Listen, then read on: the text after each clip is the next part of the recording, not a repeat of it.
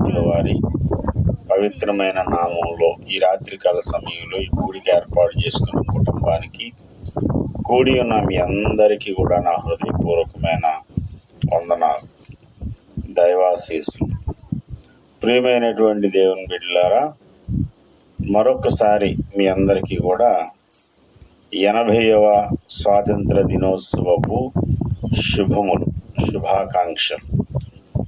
మన దేశానికి స్వాతంత్రం వచ్చి మరి 79 సంవత్సరాలు పూర్తయింది. 80వ సంవత్సరం ఈ సంతోషం, ఈ ఆనందాన్ని దేవుడు మన భారతదేశానికి ఇచ్చాడు. స్వేచ్ఛా స్వతంత్రాలతో స్వేచ్ఛా వాయువులు పీల్చుకోవడానికి మరి ఈ దేశంలో ఉన్నటువంటి ఎందరో మహానుభావులు, స్వార్థం అంటే ఏంటో తెలియలేనటువంటి మహనీయులు, ఒకప్పుడు స్వాతంత్రం వచ్చిన తర్వాత, స్వాతంత్రానికి ముందు రాజకీయ నాయకులకు ఉన్నటువంటి ఆలోచన ఏంటంటే ఎలాగైనా దేశాన్ని బాగు చేయాలి, ఎలాగైనా దేశం బాగుండాలనేటువంటి దృక్పథం తప్ప స్వార్థం అనేది లేనటువంటి వారు. ఆయన పేరు నాకు గుర్తులేదు, కానీ ఒక రాజకీయ నాయకుడు, ప్రముఖ రాజకీయ నాయకుడు, ఆయన నెలసరి ఖర్చులు, ఆయనకు వచ్చే జీతం, ఆ జీతం తర్వాత ఆయనకు వచ్చే ఖర్చులన్నీ పోను తన భార్య చెప్పిందంట, మనకి ఇంకా కొంత డబ్బులు మిగిలేయండి, మనకు వచ్చిన జీతం, మనకి గవర్నమెంట్ ఇచ్చినటువంటి జీతంలో పోగా మనకు అన్ని అవసరాలు తీరగా ఇంకా కొన్ని డబ్బులు మిగిలాయంటే ఆయన అన్నారంట ప్రభుత్వానికి, మీరు ఎంత ఇవ్వద్దు, నాకు జీతం ఇంకా తగ్గించివ్వండి, ఎందుకంటే నాకు అన్ని డబ్బులు ఎక్కువైపోతున్నాయి. అలాంటి నిస్వార్థపరులైనటువంటి వ్యక్తులు, వారి త్యాగాలు, వారిది రక్తదానం, రక్త తర్పణం, ప్రాణార్పణాలు, ఇలాంటివన్నీ కలిస్తేనే ఈరోజు ఈ స్వాతంత్ర్యం అనేది మనం అనుభవించడం అనేది జరిగింది. కాబట్టి ఈ స్వాతంత్ర్యాన్ని, ఈ స్వతంత్ర భారతదేశాన్ని ఇదే స్వేచ్ఛా వాయువులతో ఇంకా సంతోషకరమైన రీతిలో మనం ఎల్లకాలం చూడాలి. అందుకని ఇది నాన్న దేశం కోసం కూడా చాలాసేపు ప్రార్థన చేశాం. అన్ని రంగాల వ్యక్తుల కొరకు, అన్ని వ్యవస్థల కొరకు కూడా ఈ దినం మనం ప్రార్థన చేశాం. ఈ సంతోషకరమైన దినంలో మరి ఈరోజు బాప్తిస్మం పొంది నిజమైన స్వాతంత్ర్యం పొందినటువంటి బిడ్డలను దేవుడు ఆశీర్వదించునుగాక. మరి ఈరోజు నాకు జ్ఞాపకం ప్రకారం చింతల్లి, పరిమళ, బాబానగర్ లక్ష్మి, సాత్విక నలుగురు బాప్తిజం పొంది నిజమైన స్వాతంత్ర్యాన్ని వారు పొందుకొని 5 ఏళ్ళు పూర్తయింది, 6 సంవత్సరాలు పూర్తయింది. చాలా సంతోషం. ఈ 6 సంవత్సరాలు కాపాడిన దేవునికి మహిమ కలుగునుగాక. 2 చేతులు పైకెత్తి దేవాది దేవునికి స్తోత్రం చెల్లిద్దాం. ఇంత గొప్ప స్వాతంత్ర్యం ఇచ్చి 6 ఏళ్ళు పూర్తిగా దేవుడు నడిపించినందుకు దేవుని కృపను బట్టి కృతజ్ఞతాస్తుతులు చెల్లిద్దాం. మరి ఈ కూడిక నిజానికి మా ఇంట్లో జరగాలి.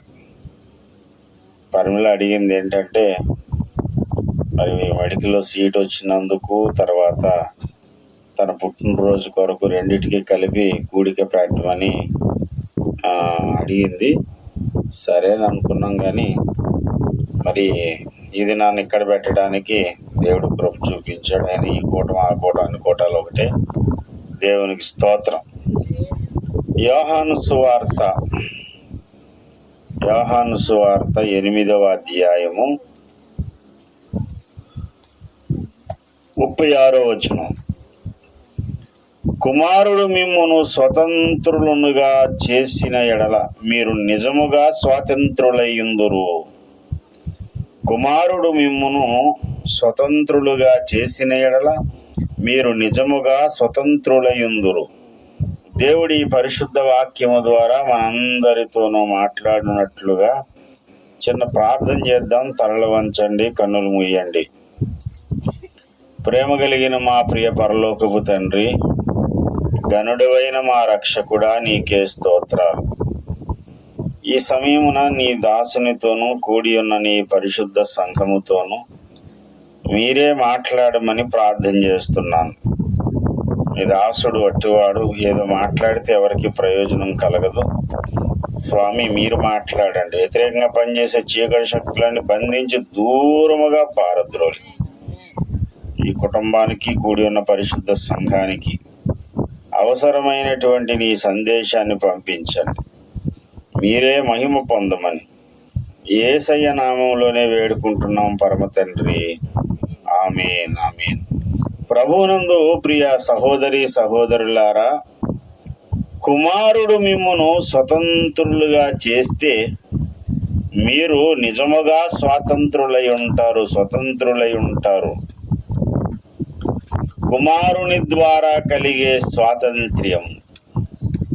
ఈ దినాన ఈ స్వతంత్ర దిన వేడుకలలో సోషల్ మీడియాలో మంచి హాట్ టాపిక్ ఒకటి నడుస్తుంది. ఆ హాట్ టాపిక్ ఏంటంటే, అసలు మహాత్మా గాంధీ గారి వల్ల స్వాతంత్రం వచ్చిందని చాలా మంది అనుకుంటున్నారు. అసలు స్వాతంత్రం గాంధీ గారి వల్ల రాలేదు అని. మరి కింద ఒకడు కామెంట్ పెట్టాడు, మరి నీ వల్ల వచ్చింది ఎట్రా చెప్పు అని. ఆయన అందరూ జాతికి పితగా ఆయన్ని గౌరవిస్తూ భారతదేశంలో ఉన్నటువంటి సకల పౌరులు తండ్రి సమానులుగా ఎంచేటువంటి వ్యక్తులు ఇద్దరు ఉన్నారు. అందులో ఒక ఆయన ఎవరంటే బాబాసాహెబ్ అంబేద్కర్ గారు. అండ్ హిందీలో చెప్తున్నారు బాబా అని. బాబాసాహెబ్ నాన్నగారు తండ్రి సమానులు. ఎవరికి తండ్రి అంటే ఈ భారతదేశంలో ఉన్న వాళ్ళందరికీ పెద్ద తలకాయ లాంటి వాళ్ళు అన్నమాట వీళ్ళు. ఎందుకు అంత గొప్ప స్థానాన్ని వీళ్ళకి ఇచ్చారు అంటే, వీళ్ళు తమ స్వార్థం కొరకు, వాళ్ళ స్వలాభం కొరకు బ్రతికిన వాళ్ళు ఎంత మాత్రము కాదు. వారిని ఈరోజు వారి చిత్రపటాలకు పూలమాలలు వేసి మరి వాళ్ళకి నివాళులు అర్పించి, గాంధీ మహాత్మునికి, అలాగే నెహ్రూ గారికి, జవహర్లాల్ నెహ్రూ గారికి, ఇంకా వల్లభాయ్ పటేల్, సుభాష్ చంద్రబోసు అండి, భగత్ సింగ్, తర్వాత అల్లూరి సీతారామరాజు, ఇంకా చాలామంది, వందలాది మంది స్వతంత్ర సమర యోధులు అందరూ కలిసి ఉద్యమిస్తేనే స్వాతంత్రం వచ్చింది.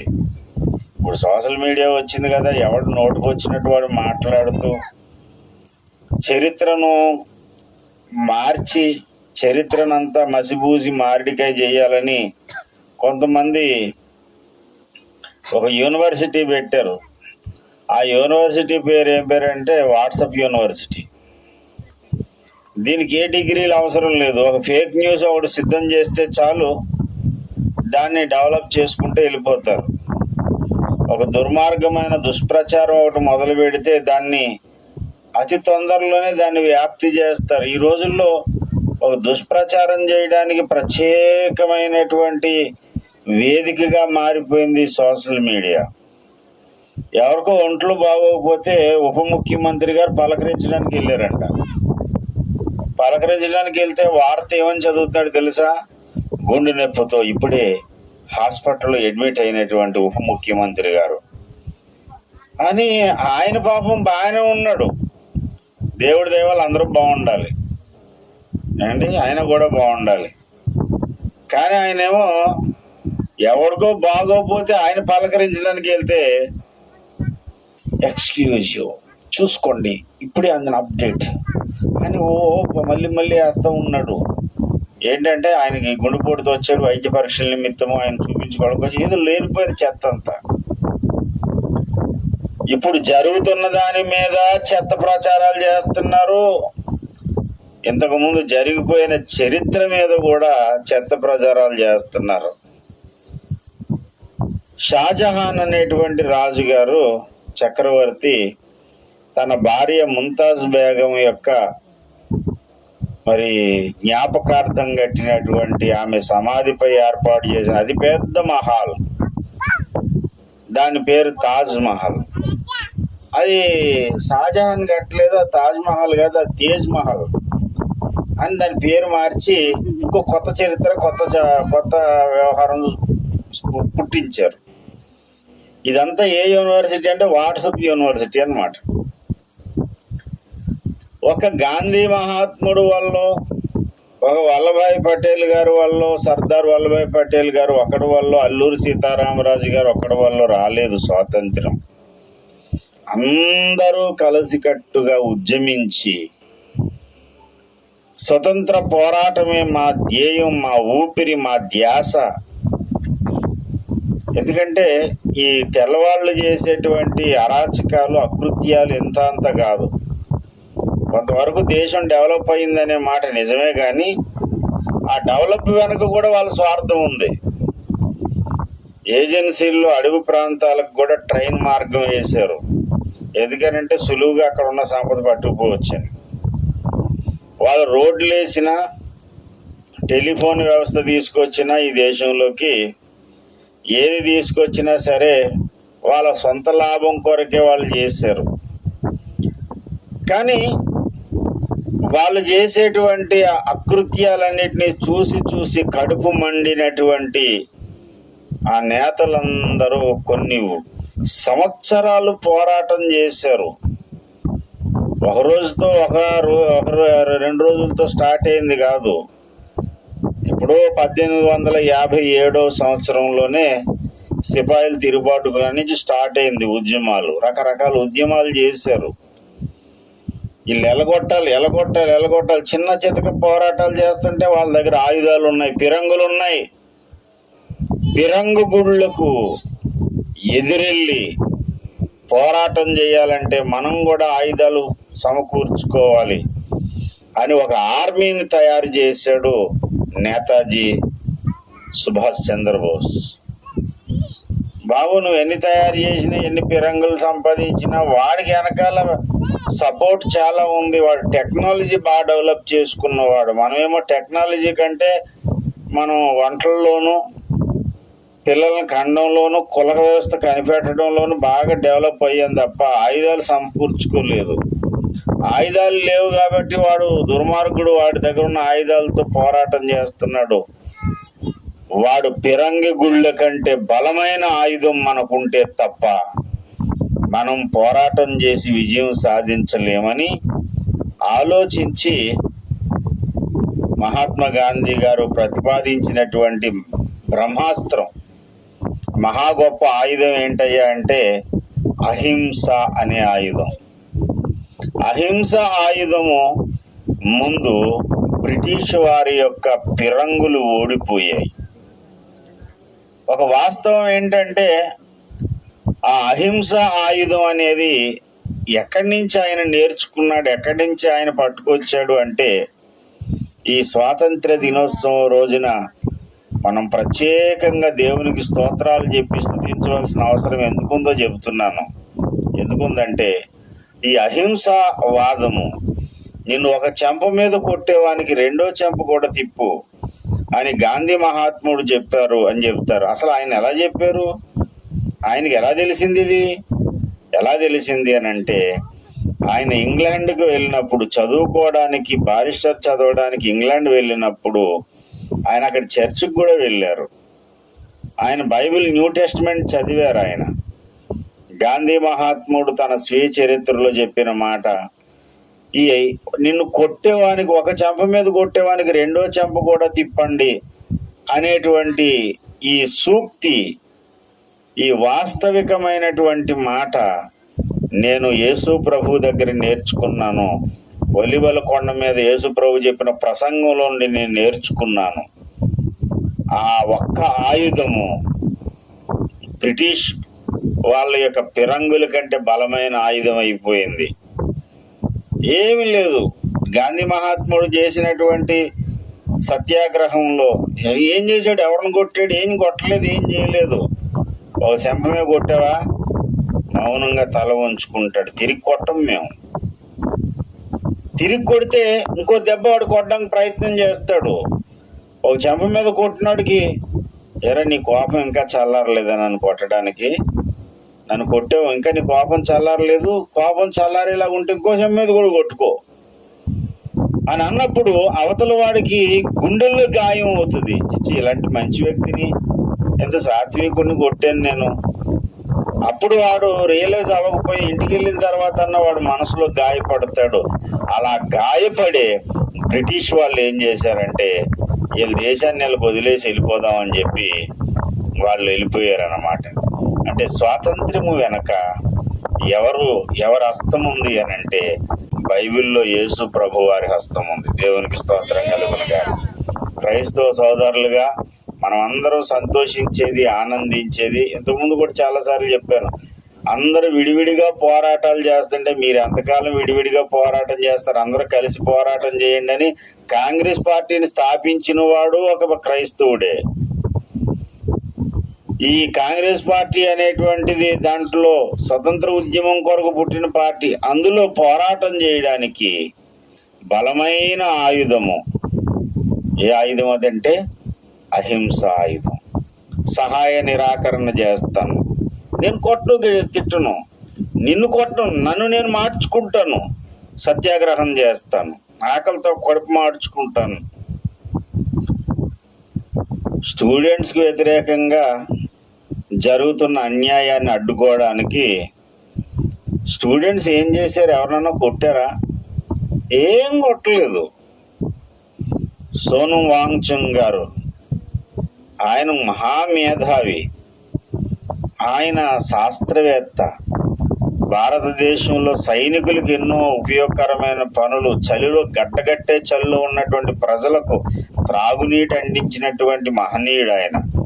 ఎన్నో ప్రయోగాలు చేసి ఎన్నో అవార్డులు సంపాదించుకున్నటువంటి సోనం వాంగ్చుక్ ఏమి లేదు, ఆకలితో కూర్చున్నాడు అంతే. ఎవరిని మేము హింసించాం.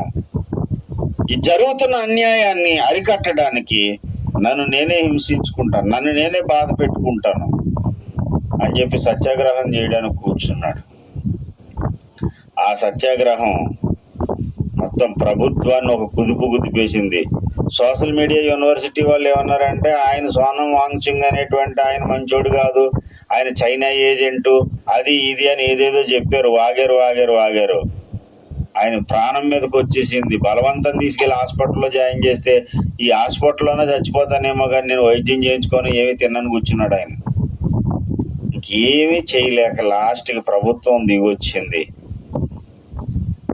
ఆయన పేరేం పేరు? అభిజిత్ దీప్కే. ఆయన ఎవరన్నా కొట్టాడా? దెబ్బలు తిన్నారు, తిరుగు కొట్టలేదు. ఆ ఆయుధం ఎక్కడి నుంచి వచ్చిందంటే మొదట మహాత్ముడి దగ్గర నుంచి వచ్చింది. ఆ మహాత్ముడు ఎక్కడి నుంచి నేర్చుకున్నాడంటే పరమాత్ముడి దగ్గర నుంచి నేర్చుకున్నాడు. పరమాత్ముడైన యేసయ్య దగ్గర నుంచి నేర్చుకున్న అహింస ఆయుధమే గాంధీ గారిని మహాత్ముడిని చేసేసింది. ఎంత ప్రభావం కలిగింది. ఇప్పుడు గాంధీ గారి స్వాతంత్రం తేలేదు, నెహ్రూ గారి తేలేదు, మరి ఎవరు తెచ్చారు స్వాతంత్రం? నువ్వు తెచ్చావా? స్వాతంత్ర ఉద్యమం కొరకు ఆయన జైలుకి వెళ్తే తన భార్య కూడా జైలుకి వెళ్ళింది. స్వతంత్రం వచ్చిన తర్వాత ఎలా నడవాలో తెలియకపోతే నడపడానికి భారత జాతిని నడిపించడానికి కన్నులుగా కాళ్ళుగా దిక్కైనటువంటి వ్యక్తి, దారి చూపిన వ్యక్తి డాక్టర్ బిఆర్ అంబేద్కర్ గారు. వీళ్ళందరినీ గౌరవించాలి. వారందరి త్యాగ ఫలాలే మనం అనుభవిస్తున్నాం. అయితే ఈరోజు ఇక్కడ బైబిల్లో కొత్త మాట కనపడుతుంది. ఆ మాట ఏంటంటే, మనుష్య కుమారుడు అంటే యేసు ప్రభు వారు మిమ్మును స్వతంత్రులుగా చేస్తే అది మీకేమవుతుంది అంటే నిజమైన స్వాతంత్ర్యం మీకు కలుగుతుంది, మీరు నిజముగా స్వతంత్రులు అవుతారు.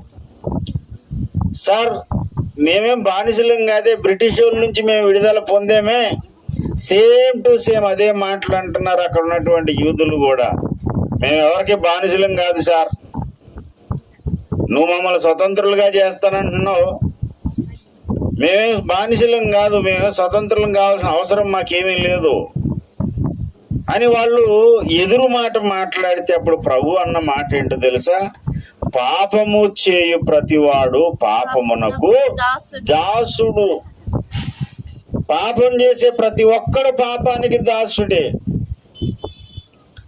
నేను స్వతంత్రుణ్ణి, భారతదేశానికి స్వాతంత్ర్యం వచ్చింది, బ్రిటిషోడు పోయాడు అని అనుకుంటున్నాం, కానీ ఇంకా నిజమైన స్వాతంత్ర్యం ఇంకా రాలేదు. నిజమైన స్వాతంత్ర్యం ఎప్పుడు వస్తుంది, ఎలా వస్తుంది అని అంటే, ఆ స్వాతంత్ర్యం ఇవ్వగలిగిన ఒకే ఒకడున్నాడు. ఆయన పేరు నజరేయుడు మరియ కుమారుడైన యేసు. దేవునికి స్తోత్రం.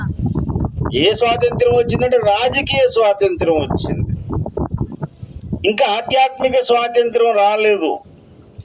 ఆధ్యాత్మికంగా స్వేచ్ఛను మనుషులు అనుభవించడం లేదు. ఆ స్వేచ్ఛ అనుభవించాలి అని అంటే ఒకే ఒక దారి ఉంది, ఆ దారి యేసు ప్రభు. పాపము నుండి మనిషిని విడిపించుట ద్వారా యేసు ప్రభు వారు మనిషికి స్వాతంత్ర్యాన్ని ఇస్తున్నాడు. ఈరోజు భారతదేశానికే స్వాతంత్ర్యం కాదు, బాప్తిసం తీసుకున్నటువంటి, మారు మనసు పొందినటువంటి, యేసు రక్తంలో కడగబడి పాప బంధకం నుండి విడుదల పొందిన ప్రతి వ్యక్తికి కూడా ఏం కలిగింది? స్వాతంత్ర్యము కలిగింది. దేవునికి స్తోత్రం కలుగును గాక. హల్లెలూయా. ఊరిని నీటిలో ములిగేసి వచ్చేస్తే స్వాతంత్ర్యం వచ్చేది. కొంతమంది బాప్తిసం అంటే, రక్షణ అంటే ఏమనుకుంటున్నారంటే జస్ట్ ములిగేసి వచ్చేయడమే అనుకుంటున్నారు. మునిగి వచ్చినంత మాత్రాన పాపము నుండి మనిషికి విడుదల వచ్చేసేలాగైతే మరి చాలా మంది స్విమ్మింగ్ పూల్లో రోజు ఈత కొడుతూ ఉంటారు. మరి వాళ్ళందరూ పరలోకానికి వెళ్ళిపోతారా? నీట మునిగినంతనే మోక్షం ఎగుతామని అనుకుంటే చేపలే మోక్షంలో ఉండాలి. ఎందుకంటే చేపలు, రొయ్యలు, ఆ సముద్రంలో ఉండేటువంటి జలచరాలు అవన్నీ కూడా, నత్తగులలో ఎన్ని పరలోకంలో మోక్షంలో ఉండాలి. ఎందుకంటే అవన్నీ నీటిలో మునిగితాయి కాబట్టి. నీట మునిగినంత తోడనే మోక్షం వచ్చేదు. పాప క్షమాపణ అనేది ఎప్పుడు వస్తుందయ్యా అంటే, కుమారుడు మిమ్మును స్వతంత్రులుగా చేసినప్పుడు. కుమారుడు నిన్ను స్వతంత్రుడిగా ఎప్పుడు చేస్తాడు? నువ్వు ఎలాగా స్వతంత్రుడు అవుతావు అంటే, యోహాను గారు రాసినటువంటి పత్రికలో చెబుతాడు. మొదటి పత్రిక మొదటి అధ్యాయంలో, మొదటి పత్రిక మొదటి అధ్యాయం 7వ వచనం, అయితే ఆయన వెలుగై ఉన్న ప్రకారము మనమును వెలుగులో నడిచిన ఎడల మనము అన్యోన్య సహవాసము గలవారమయుందుము. అప్పుడు ఆయన కుమారుడైన యేసు రక్తము ప్రతి పాపము నుండి మనలను పవిత్రులుగా చేయును. యేసు రక్తము మనల్ని పవిత్రులుగా ఎప్పుడు చేస్తుంది?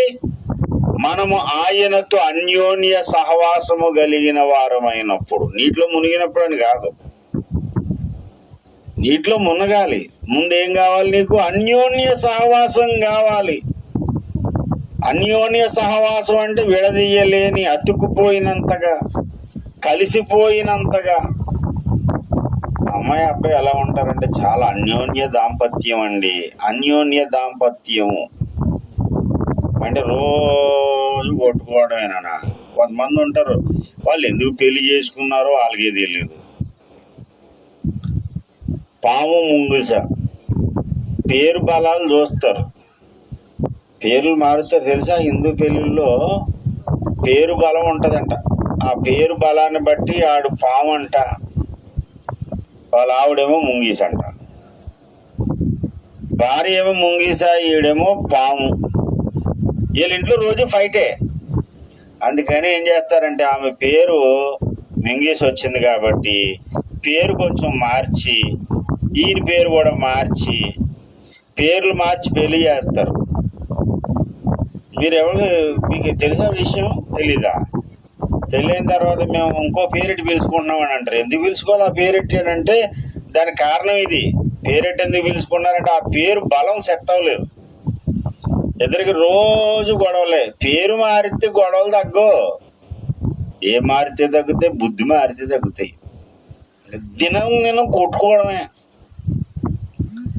ఉదయం లేచిన దగ్గర నుంచి కొట్టుకుంటారు, ఇంక రాత్రి పడుకునే వరకు కూడా.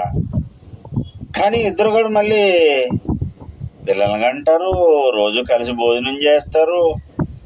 మరి ఎందుకు కొట్టుకుంటున్నారో తెలియదు, ఎందుకు వాళ్ళు కలిసి ఉన్నారో తెలియదు. ఆ దాంపత్యాన్ని ఏమంటారంటే కలతల కాపురం అంటారు. కలతల కాపురం. రోజు కప్పల్లాగా బెకబెకలాడుకుంటూనే ఉంటారు ఇద్దరు. అన్యోన్య దాంపత్యం అంటే అర్థం ఏంటి? భర్త ఏదంటే భార్య అది, భార్య ఏదంటే భర్త అది. ఇద్దరు కూడా ఒకదాని మీద నడుస్తారు. ఆమె ఎస్ అంటే ఈయన నో అండి, ఈయన నో అంటే ఆవిడ ఎస్ అందు. కొంతమందికి ఎంత కసి తెలుసా? భార్య ఏదైనా చెప్పింది అనుకుంటే ఖచ్చితంగా అది చేయకూడదు. భర్త ఏమన్నా చెప్పాడంటే ఖచ్చితంగా నేను చేయను, అంతే. ఆడు చెప్పింది నేను ఎందుకు చేయాలి? తాగుబోతాడు, ఆ తాగుబోతాడు నేను లోపల ఉండాలా? నేనున్నా. ఆడేమనుకుంటాడు తెలుసా? ఆఫ్టర్ ఆల్ ఆడదే, ఆ ఆడదని చెప్పింది నేను ఎందుకు చేయాలి? ఇంకెక్కడ ఉంటుందండి సఖ్యత? ఆ సంసారాన్ని ఏమంటారంటే కలతల కాపురం. పోలేండి, ఏదో నాకు ఇష్టం లేదు, తన భార్య చెప్పింది కదా, పోన్లే తన మాట విందాం.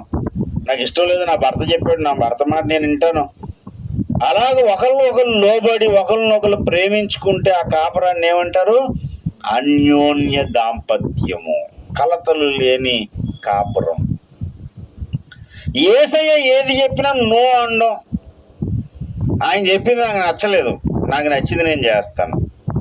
కొంతమంది ఎంత మూర్ఖంగా ఉంటారంటే బైబిల్లో ఈ మాట ఉంది అనగానే ఆ మాట నేను చేయను, అలాగే నేను ఉన్నంతే, నాకు అది నచ్చదు.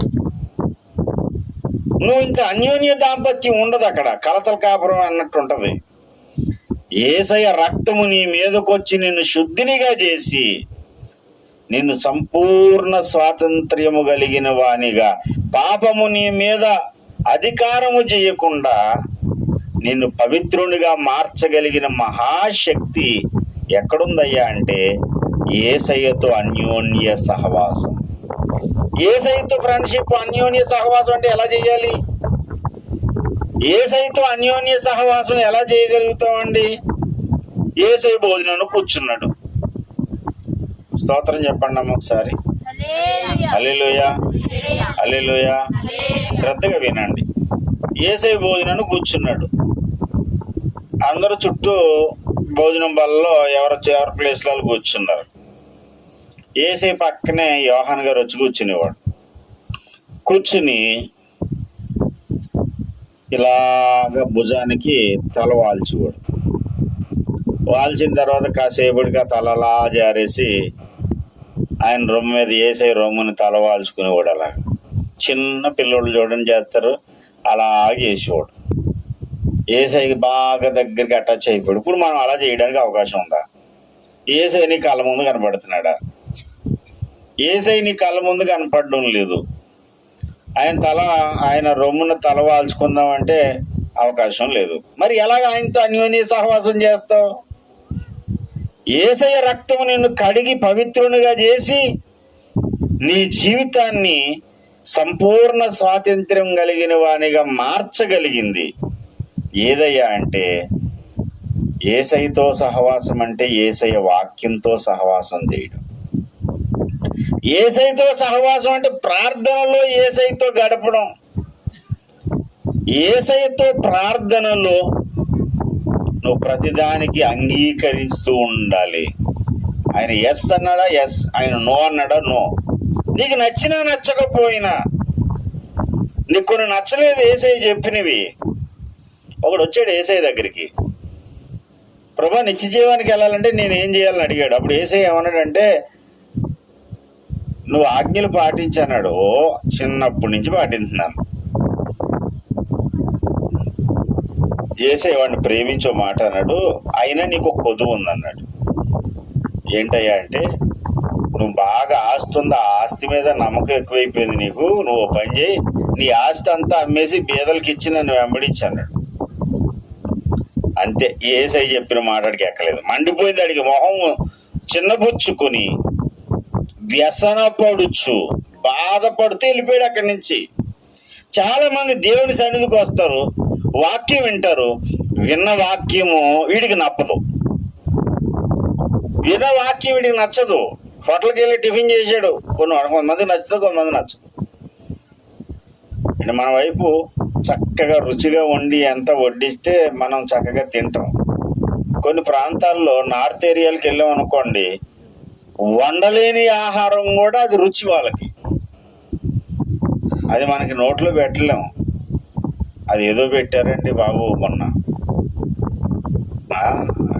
లోపలికి తీసుకెళ్ళారు, హిమాలయ పర్వతాల దగ్గర తీసుకెళ్ళి అక్కడ మంచి వంటకం అండి. చాలా ఏమంటారంటే ఈ ఏరియాలో స్పెషల్ అని పెట్టారు. ఏంటంటే మైదా పిండి ఉంటుంది కదా, మైదా పిండిని చపాతీలా చేసి, మైదా పిండి ఉడకబెట్టలేదు, కాల్చలేదు, ఎండబెట్టలేదు, ఆ మైదా పిండిని ఇలా ఉంచారు. లోపలేమో కూర ఏదో పెట్టారు, ఏంటది మొమోలు అంటారు, మొమోలు. అది పెట్టి తినమంటే ఏం తింటావు? పిండి అది కాల్చింది కాదు, ఉడకబెట్టింది కాదు, ఏపింది కాదు, పచ్చి పిండిని చపాతీలా చేసి దాన్ని ఆయిల్ బామి దాన్ని దాంట్లో కూర ఏం పెట్టారో కూడా తెలీదు. నోట్లో పెడదాం అనుకో, ఇదేం పెడతాం సార్? నచ్చని తిండి నోట్లో పెడితే మొహం పుల్లగా పెట్టినట్టు, నచ్చని మాట వాక్యంలో నుండి వచ్చిందనుకోండి, వ్యసన పడుతూ వెళ్ళిపోతుంటారు.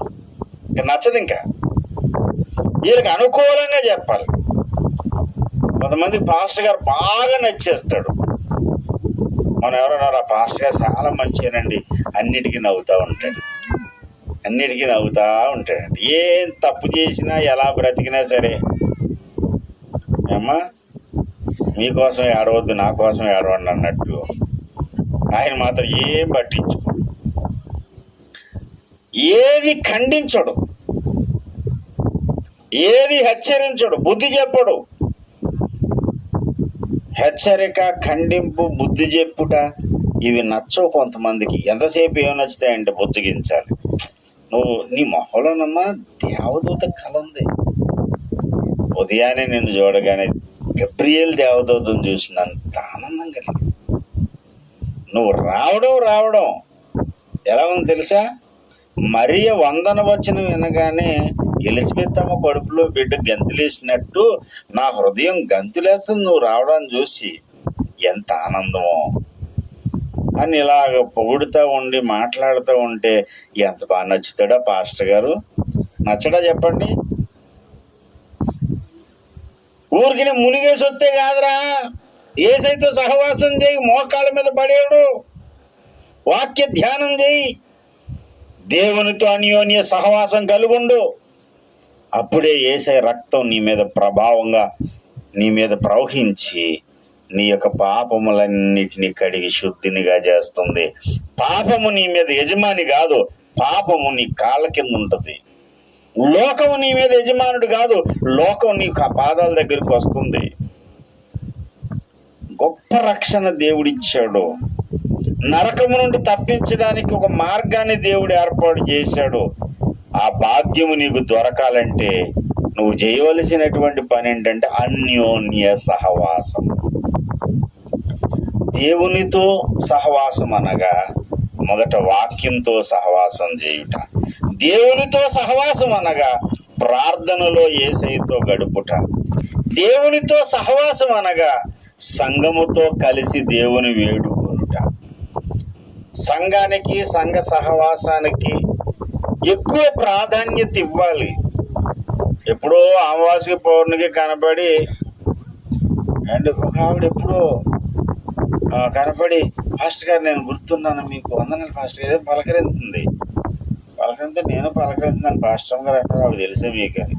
ఏమో నమ్మ అసలు గుర్తు లేదు, మొహం ఏమీ గుర్తులేదు. ఫోన్లో పలకరించింది, పాస్టర్ గారు బాగున్నారండి, అమ్మగారు బాగున్నారా, లేకపోతే ఏదేదో అడుగుతుంది, పిల్లలు ఎలా ఉన్నారని. తెలిసిన మొహమే కదా అని చెప్పేసి ఏమో నేను తెలిసేమో ఆవిడకి అని చెప్పి, ఎందుకంటే తర్వాత ఎప్పుడో తెలిసిన మీకు చేర్చుకొచ్చేదానండి నేను. మరి ఇప్పుడు ఏమైంది అంటే మళ్ళీ అడగపోయింది. దేవునితో సహవాసం అనగా వాక్యముతో, ప్రార్థనతో, దేవుని సంఘముతో కూడా అన్యోన్యమై ఉండాలి. అన్యోన్య సహవాసం. సంఘ కాపరి అంటే అన్యుడి కింద చూస్తారు కొంతమంది. కాపరి అనేవాడు అన్యుడు. అన్యోన్య సహవాసం కాదు అక్కడ. సంఘముతో, సేవకునితో, సాటి సహోదరునితో కలిసి ఉండుట, దేవునితో ఉండుట. ఎందుకో తెలుసా? సంఘంతో కలిసి ఉంటే యేసయ్యతో కలిసి ఉండడం అంటే ఏంటండి అంటారేటండి మీరు అని ఎవరైనా ఒకవేళ అనొచ్చు. సంఘం అంటే ఎవరు? యేసయ్య శరీరము. సంఘం అంటే ఎవరు? యేసయ్య శరీరం. యేసయ్య శరీరంతో ఎలాగ ఉండాలన్నాడు? కీళ్ళ వలన అతకబడినదై. అన్యోన్య సహవాసం అంటే అతకబడిన సహవాసం. ఒక విశ్వాసితో ఒక విశ్వాసి అతకబడిన సహవాసం ఉండాలి. అతకబడిన సహవాసం అంటే అనవసరమైన వరసలు పెట్టుకోమని కాదు, పనికి మాలిన సంబంధాలు పెట్టుకోమని కాదు. ఇక్కడ నేను చెప్పేది నా అన్నయ్య, నా తమ్ముడు, పెద్ద వృద్ధాప్యంలో ఉంటే నా కొడుకు, నా కూతురు, ఈ బంధం ఉండాలండి. ఈ బాంధవ్యం ఉండాలి. ఆహ్లాదకరమైన వాతావరణం అక్కడ ఉంటుంది. దేవునికి స్తోత్రం కలుగునుగా. హల్లెలూయా. కొంతమంది పనికి మాలిన మనసు, ఆ మనసే చెడిపోయింది. చెడిపోయిన మనసు, చెడిపోయిన మనసుతో ఉండకూడదు సంఘంలో. ఏ మనసుతో ఉండాలి? నా అక్క, నా చెల్లి, నా రక్త సంబంధి, నా సొంత అన్నదమ్ముడు, నా సొంత అక్క, నా సొంత చెల్లి. ఇంత తప్ప వేరే మ్యాటర్ నడకూడదు. ఇదే మ్యాటర్ నడాలి. చిన్నపిల్లలైనా పెద్దోళ్ళైనా సరే ఆ సహవాసాన్ని ఏమంటారు? అన్యోన్య సహవాసం. మా సహవాసంలో, మా సంఘంలో మేము ఉండేవాళ్ళం సొంత కుటుంబం లాగా. ఆనందం ఏంటంటే దగ్గరికి వెళ్ళాక రా తమ్ముడు అని చెప్పి ముద్ద కలిపి నోట్లు పెట్టేసేవారు అంతే. ఎవరు నువ్వు? నీ కులం ఏంటి? మీరు ఎవుట్లు? మా సంఘంలో ఎవరు ఏ కులమో మాకు తెలియదు. అసలు ఎవరెవరో తెలియదు. అసలు కులం అనే ప్రసక్తే లేదు. ఎరుసు వ్యవహారాలు గట్రా ఏమీ లేవు. నాకు అవసరమైతే వాళ్ళ దగ్గర తీసుకుంటాను, నాకు వాళ్ళ దగ్గరికి వాళ్ళకి అవసరమైతే నేను ఇస్తాను. తీసుకోదా? బయటికి వెళ్ళాం, బయటికి వెళ్ళిన తర్వాత ఖర్చు పెట్టవలసి వచ్చింది అనుకోండి, ఏ హోటల్కి వెళ్ళాం అనుకోండి, ఎవరి దగ్గర డబ్బులు ఉంటే వాళ్ళు తీసి ఇచ్చేయడమే. మళ్ళీ దానికి ఎంచుకోవడాలు లేవు, మళ్ళీ అప్పులు కట్టుకోవడాలు లేవు. మళ్ళీని ఇదిగో నీకు ఇడ్లీ ఇప్పించాను కదా, నాకు దోశ ఇప్పించావు కదా, ఇంకా నాకు నీకు ఇడ్లీ నేను ఇప్పించాను కాబట్టి దోశ నాకు ఇప్పించావు కాబట్టి దోశ ఏమో 20 రూపాయలు, ఇడ్లీ ఏమో 10 రూపాయలు, 10 రూపాయలు తిరిగి ఇచ్చేస్తానే అని ఇలా చాక్లెట్లు గొడవలు లేవు మాకు. కన్నదమ్ములు, సొంత రక్త సంబంధుల్లో కలిసిపోయి ఎవడ కష్టం వచ్చినా, ఎవరు శుభకార్యం అయినా సరే. ఒకసారి ఈ గిన్నెలు తవ్వడానికి డ్యూటీ చేశారు ఆడవాళ్ళకి. మీటింగ్లు జరుగుతున్నాయి 6 రోజులు 5 రోజులు మీటింగ్లు జరుగుతున్నాయి. గిన్నెలు తవ్వడానికి డ్యూటీ అయితే ఆడవాళ్ళు అందరూ దూరంగా తప్పించుకుని నేను చీరలు నలిగిపోతే అందులో వెళ్ళి కూర్చుంటే ఎలాగా అని చెప్పి ఏదేదో సనుక్కుంటా వదిలిపోతే మొత్తం మేము యూత్ అంతా దిగాం. చిన్నపిల్లలేం కదా యూత్ అందరూ కూడా. సొక్కాలు ఇప్పేసి పక్కన వేసి ప్యాంట్లు కొంచెం పైకి మడతేసి మొత్తం డేక్సలన్నీ తోవేయడం మొదలు పెట్టాం. కంచాలన్నీ పరుగున వచ్చేసారు అందరూని. ఆడవాళ్ళు అందరూ వచ్చి తమ్ముడు మీరు వెళ్ళిపోండి, మీద ఆ అనుబంధం ఉండాలి. అంతేగాని వంకర సూపులు, వంకర మాటలు, డైలాగులు, ఒకరినొకటి హింసించుకునే మాటలు, ఒకరినొకటి బాధ పెట్టుకునే మాటలు. కొంతమంది ఎలాంటి మాటలు మాట్లాడతారు తెలుసా? కత్తిపోట్లు లాంటి మాటలు మాట్లాడతారు. సూటిపోటు మాటలు అంటారు కదా, అది.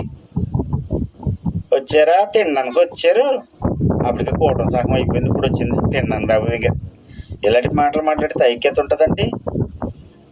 అన్యోన్య సహవాసం అంటే సంఘంలో ఒకరితో ఒకరు సొంత కుటుంబ సభ్యుల్లాగా మమేకమైపోవాలి. అప్పుడు పంచాయతీలు ఉండవు, అప్పుడు గొడవలు ఉండవు, కొట్లాట్లు ఉండవు, నెమ్మది ప్రశాంతత ఉంటుంది.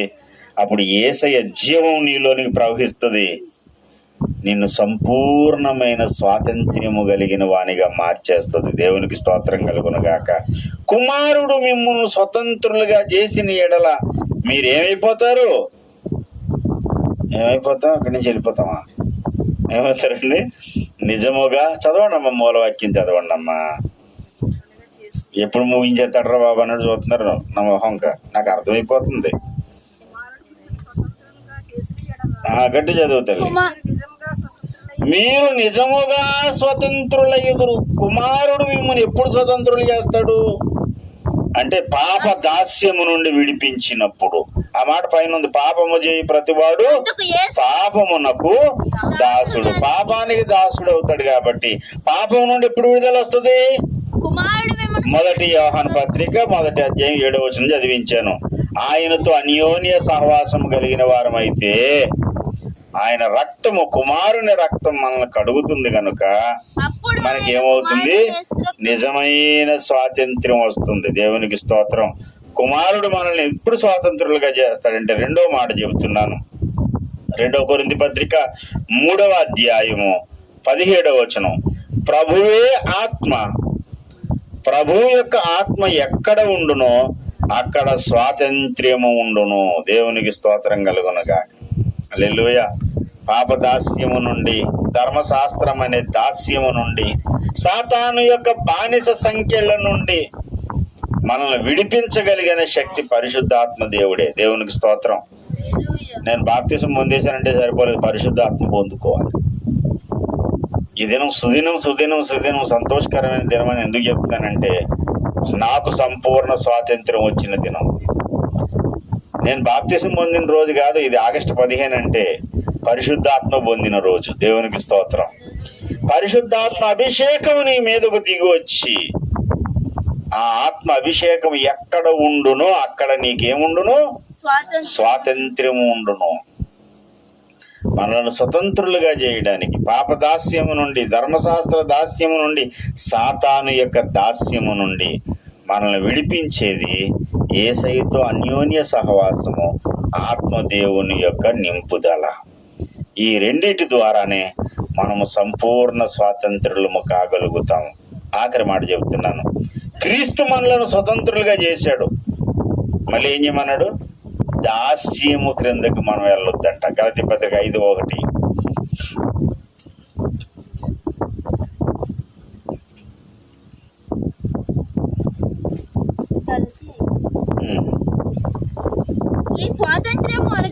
ఈ స్వాతంత్ర్యము అనుగ్రహించి క్రీస్తు మనలను స్వతంత్రులుగా చేశాడు గనక మరలా మీరు స్థిరముగా నిలిచి మరలా దాస్యమను కాడి క్రిందకు చిక్కుకోవద్దు. మళ్ళీ వెనక్కి వెళ్ళొద్దు, ఆ దాస్యంలోకి వెళ్ళొద్దు.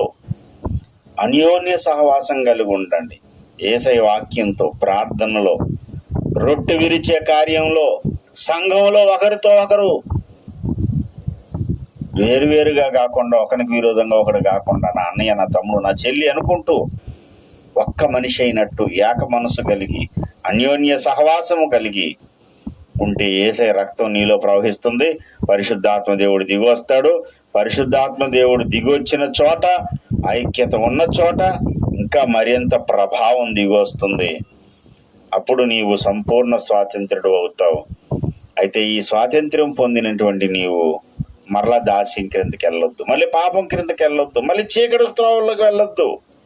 భయంతో, భక్తితో నడుచుకుంటూ, పొందిన రక్షణ కాపాడుకుంటూ, ఆత్మాభిషేకంతో నింపబడుతూ, మహిమ నుండి మరింత అధికమైన మహిమలోనికి నడిచి వెళ్దాం. అట్టి కృప పరిశుద్ధాత్మ దేవుడు మనందరికీ అనుగ్రహించునుగాక. ఆమేన్. రండి ప్రార్థన చేసుకుందాం. ప్రార్థన సమయం.